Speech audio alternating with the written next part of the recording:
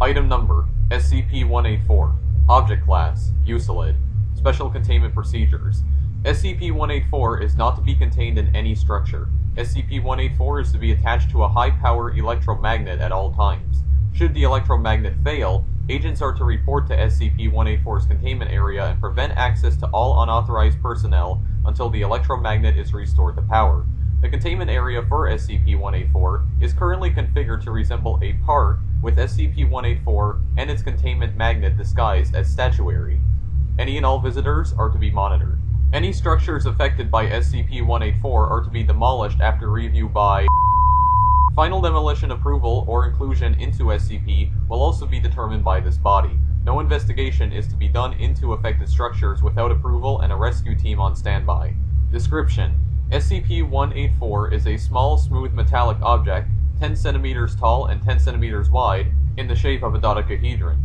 Each face of the figure has a circular hole in the center, and a small sphere is attached to each vertex. SCP-184 is made of an unknown but highly magnetic alloy, about as hard as brass. When inside an enclosed structure, SCP-184 expands the structure's inner dimensions without altering its outer dimensions. SCP-184 will increase the inner dimensions of any enclosed structure by several hundred meters each day, beginning 1 hour after entry into the structure. Initially, SCP-184 only extends the walls out, causing rooms to become much larger without adjusting the height of the room. This expansion continues until the original dimensions of the room have been tripled. At this point, SCP-184 starts creating wholly new rooms. SCP-184 is apparently able to copy items from inside the structure, creating furnished rooms consistent with the rest of the structure. After a period of time, however, the expansion process appears to break down. For example, items will be made from inappropriate materials, glass books, a wooden microwave, rooms will be oddly shaped, doors will open into blank walls, and hallways will be tiny or twist back around in long mazes. The new inside structures continue to be more and more odd, while the outside remains unchanged. This behavior is most dramatically illustrated in homes. However, it has been observed in other instances, including a cardboard box. The changes do not go away with the removal of SCP-184, but no additional structures are created. Addendum 184-1. Notes from Dr. I don't think I need to stress the fact that this thing can never be allowed into Site-19. We may need to look into different containment at some point, but for the time being, we will keep it in the open, immovable, and hidden. Addendum 184-38-RB. Notes on recovery. SCP-184 was recovered in the Kowloon walled city in June of... Reports of the city's bizarre and explosive growth attracted operatives, who soon learned of SCP-184, held in the possession of... After several police crackdowns, Mobile Task Force Zeta-9 was dispatched and recovered SCP-184 with minimal losses. The final effect of exposure to SCP-184 on both the city and inhabitants may never fully be understood due to the reckless actions of local law enforcement, which destroyed several affected sections of the city before operatives could take action to prevent it. Interviews with residents yielded minimal information, with the communal wall of silence being the major response. A few documents indicated that SCP-184 could be brought into a home and allowed to affect the dwelling for £50 sterling per half hour. These documents were unconfirmed by residents. Addendum 184-38-RB-S. Additional documentation. Personal log of Gordon Richards, member of Mobile Task Force Zeta-9, the Mole Rats.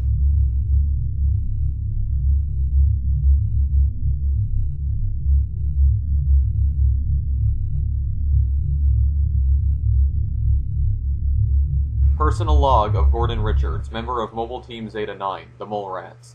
Date: June 3rd. Dispatched to the Kowloon walled city to recover an object and document anything affected by it. I have never seen such a horrible place. The filth is everywhere, whole walls and even structures made of garbage. If you could crack your suit for even a second, you get flooded by the smell of smoke, cooking, sweat, machine oil, and excrement. Henry fell into a pit used as a sewer on the ground level after breaking through a trash walkway. He was fine. The suit was just filthy, but he threw up and had to be removed. I'm not sure if he's going to work out. Everyone here avoids us like the plague, or darts out to throw trash or insults. They are a tribe, and a territorial one at that. The sheer crush of humanity is intimidating, and I'm glad I have the suit between me and them. The object is supposed to be somewhere in the core of this mass, but getting there is going to be tricky. June 4th. Local law enforcement led by agents did a bunch of raids last night. Cleared people out of some of the areas we need to go in, but there are so many people here it's hard to notice any difference. Yesterday's recon helped uncover a couple homes affected by this thing. They don't look like much, the same squalid homes as everyone else, but they are too big inside. It's an odd feeling, standing with your hand on the wall, and knowing that, by all rights, you should be 6 feet outside the structure, in midair. Henry is better today, but seems really jumpy. Lev took him aside and talked to him last night, and I hope it's helped. I'm getting worried about him. Caught him muttering to himself over the radio today. Told him to knock it off, but didn't report it. Maybe I should have. I think I'm going to ask for him to be put on a different unit after this. Deep recon this evening. We're splitting up to try and hunt down where they are storing this thing. Lev and I pulled the short stick and have to hike it around the sewer system. Honestly, it can't be any worse than topside. At least I won't have to keep seeing the blank, empty faces of these people. June 6th. Henry is dead. We didn't get back until early this morning. We'd been off the radio for several hours because of all the interference. It seems areas affected by this thing screw with radio waves pretty bad. The sewer was a nightmare, but no sign of alteration by the item. When we came back up, Paul gave me the news. Henry and Paul were exploring near the center of the city when they got attacked. A mob of people swarmed them and dragged Henry off. Paul was hurt and his suit was badly damaged, and he had to leave for medical attention. Henry was screaming over the radio for a while, and then it cut off. Paul and a couple other mole rats charged in with some agents to recover Henry, but after a few minutes, Henry came back on the radio. His receiver was broken, but he could still broadcast. One of the agents was recording, and he played it back to Lev and I to see if any of it made sense to us. It didn't. He was rambling, and sounded like he was hurt. Kept talking about the endless heart of the city, the hell of glass, just crazy stuff. Paul and the rescue team kept trying to find him, but suddenly his radio cut out again. Henry came tearing down one of those tiny halls, helmet off and screaming like a madman.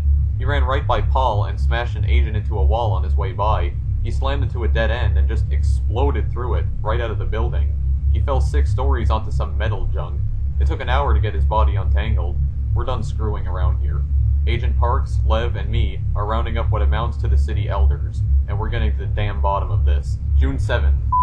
Interrogation went well. Agent Parks asked the questions. We provided what he called negative consequences for non-cooperation. The first guy, some triad punk, didn't want to talk. 2 broken legs later, and he was a lot more open. Said the thing was called the Builder, and nobody knew when it first came to the city. He never had anything to do with it, just helped stand guard outside rooms where it was working. He said that was all he knew, and that we had to talk to one of the elders, Long Wen, if we wanted it.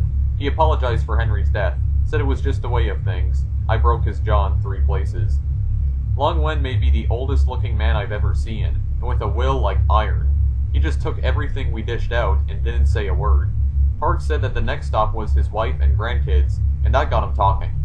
Told us it was kept in one of the oldest parts of the city, some old temple. It had grown and made wonderful things, but only the worthy could look upon it and not be overwhelmed by it. He said Henry was shown the wonders, in the hopes that he would be able to convince us to not take the Builder, but that he was not worthy, and was broken. We made him show us where they keep it. Long Wen said it wouldn't do any good, that it was buried too deep. They moved it deep inside when they first caught wind of the agents. He said we never get it back. We're doing deep work tomorrow, and we're not coming out without it. June 10th. Been out for a while. This place is amazing. At first it was just a temple that was too big inside. Neat, but nothing new. Then we went in deeper. Whole rooms, altars, everything recreated and rearranged by this thing. It's like someone built 12 whole temples inside this one tiny structure. Agent Parks set up a recall point in the main hall with some other agents to make sure nobody sneaks up on us. We suited up and went to work. It started getting odd after hour 6. Lots of hallways, not as many rooms. Then, 83 rooms all connected by those sliding doors, each with a tiny Buddha in the center of the floor, and nothing else. Lev grabbed a few for samples. We knew things were getting odd when we came to a perfect reproduction of the first altar room, but appearing to be made of one solid mass of wood. The thing was beautiful and totally seamless, and not a single tool mark on anything. Paul found some documents, and we scanned them back to Parks. He said they were about the object. Apparently they're calling it SCP-184 now. Parks said it talks about how they moved 184 deeper each time and made a new area. They thought it was some gift from God or something. Used it to expand rooms if people would donate to the temple, or at least to the gangs that controlled it at the time. I've never been in a place like this. It's getting harder to maneuver. The halls are starting to get strange, they go up at funny angles, and the last few rooms have been tiny. By Lev's count, we should be 20 feet above the roof of this whole city by now. June 12th. I'm getting sick of this place. Came to a branch yesterday, had to split the team. I drew the up hallway and set out. Not sure how long I've been climbing. The halls aren't regular anymore. They wave in and out, like a frozen earthquake. Everything seems to be made of stone here. Managed to squeeze into a side room to catch my breath. Once I looked around, I saw everything was made of jade. It was all colored right, and had the right texture, but it was jade. Bed, chairs, table, books, everything. I sat on the bed for 2 hours and didn't think. I got up and smashed a jade lamp that was probably worth more than my life, and left. I'm not feeling well. I feel really disconnected here, like an astronaut or something. It's not like other areas I've been in. Never felt so alone. I'm fine, I know that. It's Henry dying, the whole rotten city outside, and me being alone and able to think too much. Rats are tested for mental stability, and I pass with flying colors. It's just my nerves. I'm sitting on a chair made of thousands of tiny dragon statues, writing on a table made of super dense paper, and I'm fine. June.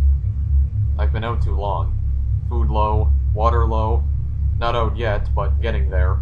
Hearing things. Keep thinking I hear voices. Been climbing for days. Saw light today. At the end of a side hall, bright yellow light. I climbed into the hall and ran. Smashed through the door, and it was a room. Millions of candles. All lit, but just another room. Pulled off my helmet. Smashed the candles with it. Broke my lenses, neck seal, radio. Didn't care. Sat and cried for hours. Dropped a pig down the shaft today. Never heard it hit bottom. Almost jumped to go get it, but stopped. Gotta find this thing. Going to smash it to bits. Stomp it. Crush it. June.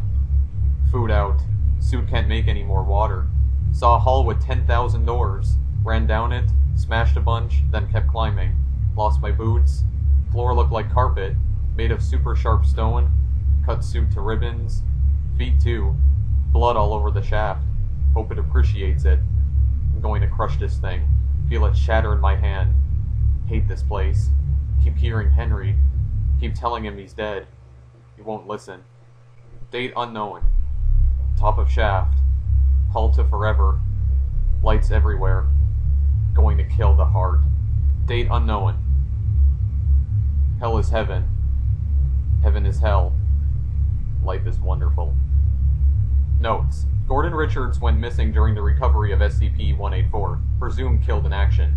SCP-184 recovered by Team Zeta-9. Journal recovered in rubble left from destruction of SCP-184 affected temple.